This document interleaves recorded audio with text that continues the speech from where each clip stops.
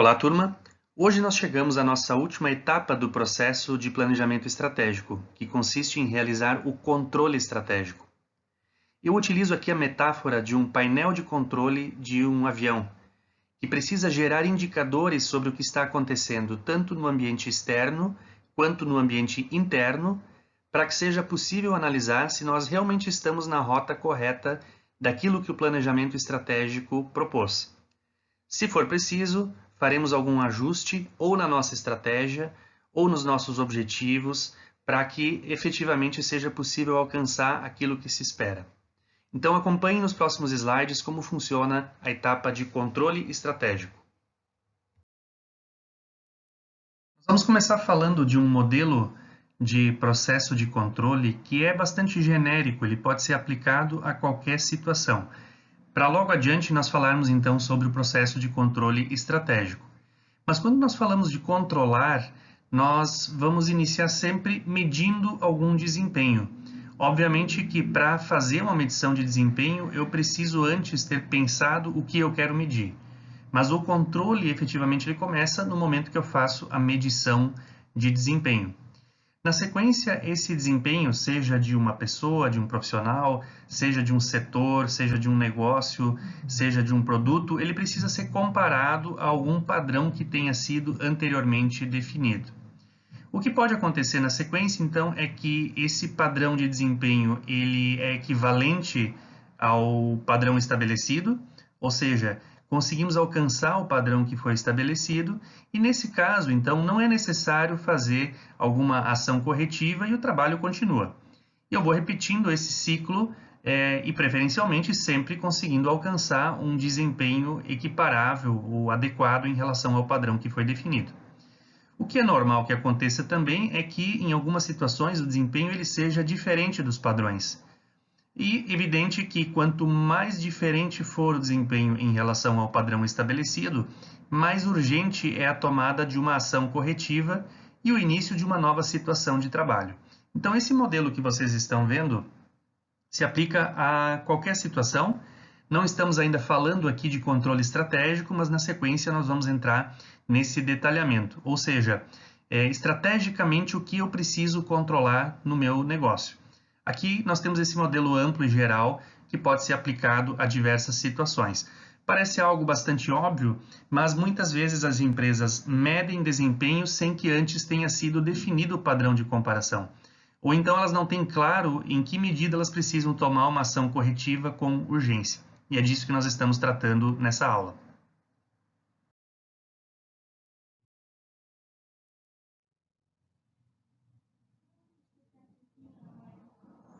Bom, o objetivo do controle estratégico, então, é garantir que a organização obtenha o desempenho que foi planejado.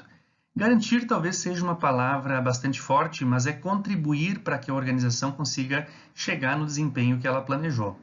Nesse sentido, o controle ele retroalimenta tanto o processo de planejamento, então ele serve para que em reuniões de monitoramento, em reuniões de avaliação ou até de replanejamento, nós possamos ter subsídios para repensar as nossas estratégias, como falado anteriormente. E também ele retroalimenta o processo de execução da estratégia. Quer dizer, eu posso chegar à conclusão que a maneira como nós estamos colocando a estratégia em prática, ela não está acontecendo corretamente.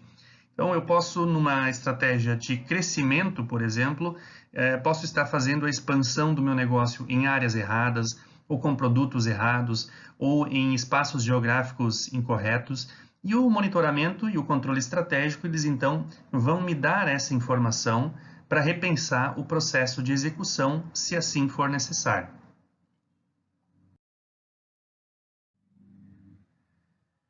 Bem, então, em linhas gerais, o processo de controle estratégico, importante sempre frisar esse termo, envolve vários passos. Primeiro, nós temos que decidir quais são os elementos do macroambiente e da organização que nós vamos monitorar, avaliar e controlar. Então, aqui nós vamos retornar lá para a nossa discussão sobre o macroambiente, sobre o ambiente setorial, sobre o ambiente interno da empresa, para pensar o que nós precisamos monitorar. Esse é o primeiro passo. O segundo passo, então, consiste em estabelecer alguns padrões com os quais nós vamos comparar o desempenho da organização. Então, quando nós estamos falando de resultados financeiros, quem vai determinar o resultado financeiro que nós queremos alcançar enquanto organização são os controladores da empresa. E nós temos então que estabelecer esses padrões, em alguns casos, comparar ou estabelecer o padrão a partir de comparações com a indústria, com outras empresas do setor, e aí sim então determinar quais serão os padrões que nós queremos para o nosso negócio. Retorno sobre investimentos, crescimento, faturamento e assim por diante. Então, esses são padrões amplos, genéricos, e depois nós vamos levar esse estabelecimento de padrões também ao nível de produtos, ao nível de unidades de negócio, ao nível de funções, de departamentos, para que seja possível então fazer esse monitoramento. O terceiro passo é efetivamente avaliar o desempenho da organização. Eu preciso ter um painel de controle à minha frente, com o objetivo de estar o tempo todo monitorando aquilo que está acontecendo na organização, tanto quantitativamente, em termos de números, mas também de maneira qualitativa, para conseguir entender alguns aspectos mais subjetivos de como a estratégia ela está sendo colocada em prática. Depois disso, então, eu comparo o desempenho da organização com os padrões que foram estabelecidos anteriormente, em cada um dos tipos de padrão de desempenho que foram determinados, e aí eu vou tomar uma ação corretiva, que normalmente é o que acontece. Via de regra, nós vamos precisar fazer alguma correção, até porque o planejamento estratégico, ele nunca será 100% assertivo. Ele é uma orientação para a maneira como a empresa vai agir e vai executar as ações, mas ele não será 100% determinista, e então nós precisamos em algum momento adotar alguma ação. A partir desse e dos próximos slides, eu vou dar algumas recomendações para vocês sobre o que efetivamente nós podemos e devemos controlar. Começando pelo macroambiente, ou seja, as forças políticas, econômicas, legais, ambientais, sociais e culturais que afetam a empresa. Algumas dessas forças precisam ser monitoradas. Até porque alterações que sejam significativas no macroambiente vão ter também um impacto significativo para as empresas. Então aqui eu recomendo que vocês pensem quais são os fatores da análise macroambiental que precisam ser constantemente monitorados. Uma empresa exportadora, por exemplo, ela precisa monitorar constantemente o câmbio. Uma empresa que ela compra insumos da Ásia, ela precisa saber o que está acontecendo em termos políticos, em termos econômicos naquela região do planeta. E nós precisamos, então, além de determinar quais são esses fatores, nós temos que indicar com que frequência eles vão ser monitorados, com que frequência nós vamos analisar o impacto que eles têm para a nossa estratégia e responder também como esses fatores afetam a estratégia proposta pela empresa.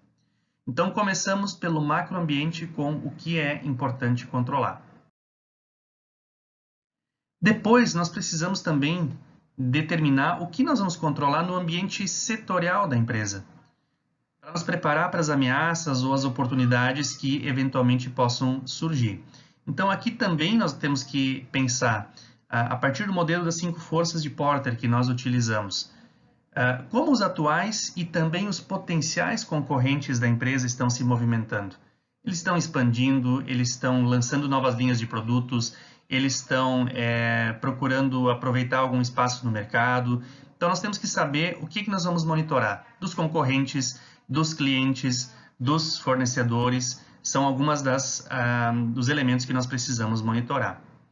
Depois, como essas mudanças no setor de negócio podem afetar a estratégia proposta pela empresa. Então, eu tenho uma estratégia de crescimento que consiste em abrir novas unidades dos meus supermercados numa determinada região do estado. E logo no início da implementação da minha estratégia, eu percebo que tem outros concorrentes que estão se movimentando da mesma forma.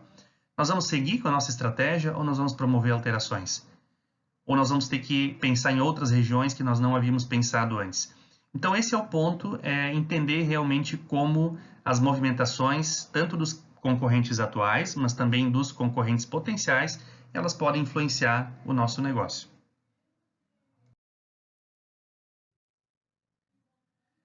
Bem, e por último, nós precisamos então controlar também as operações internas, a posição estratégica da nossa empresa, efetivamente, tanto hoje quanto aquilo que nós estamos projetando em relação ao futuro com base nas movimentações dos concorrentes.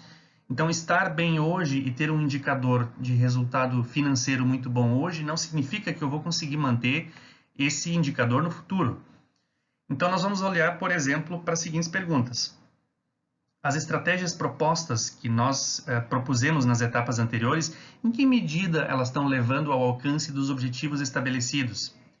Quais são as medidas corretivas que podem ser necessárias para garantir o alcance dos objetivos estabelecidos? Então, aqui nós estamos efetivamente monitorando internamente a nossa empresa, os nossos recursos, as nossas competências, os nossos pontos fortes, os nossos pontos fracos, verificando se aquilo que nós planejamos, utilizando o modelo do BSC, em termos de processos internos, em termos de aprendizado, em termos de clientes, se nós estamos conseguindo alcançar esses objetivos ou se nós precisamos fazer alguma modificação nas nossas estratégias ou na sua implementação.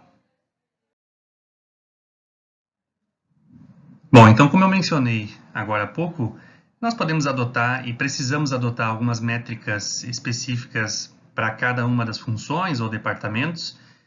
Por exemplo, volume e qualidade de produção na área de operações, o volume de vendas na área de vendas, ou também a satisfação do cliente, a participação de mercado que a empresa vem alcançando, a habilidade então que a empresa tem para atrair, desenvolver e manter pessoas talentosas, a sua solidez financeira. Aqui são alguns exemplos, mas sempre lembrando que esses exemplos ou essas métricas, elas precisam estar vinculadas aos objetivos estratégicos que foram definidos. Eu só posso medir ou devo medir aquilo que faz sentido do ponto de vista dos meus objetivos estratégicos. Ou ainda, em termos de métricas gerais para a empresa, normalmente se usa o retorno sobre o investimento, também determinado a partir do planejamento estratégico, ou o valor das ações, o grau de inovação que a empresa conseguiu alcançar, ou ainda a sua responsabilidade ambiental e para com a sociedade. O que o BSC busca fazer, como vimos também em aulas anteriores, é justamente linkar essas métricas com objetivos estratégicos, ou ter objetivos estratégicos, gerar metas, gerar indicadores e gerar também iniciativas. E esse é o controle, então, que nós vamos fazer. Eu recomendo que as métricas sejam sempre pensadas em relação a cada um dos objetivos estratégicos que foram estabelecidos em cada dimensão do BSC. Eu vou encerrar essa sessão final sobre o processo de planejamento estratégico, trazendo mais uma vez a imagem do Henry Mintzberg e a sua discussão sobre estratégias planejadas e estratégias emergentes. À medida que nós encerramos o processo de planejamento, poderia ficar a ideia de que a empresa vai planejar cada detalhe daquilo que ela vai executar. Na verdade, a empresa precisa utilizar o planejamento estratégico como um processo de aprendizagem, para que ela conheça tanto o seu ambiente interno quanto externo, para que ela possa monitorar o que vem acontecendo e ela esteja aberta para estratégias emergentes que possam levá-la a alcançar os objetivos que ela estabeleceu. Com isso, nós fechamos o processo de planejamento e seguimos a discussão em aula sobre a finalização e sobre como colocar esse planejamento estratégico em prática. Obrigado e até mais!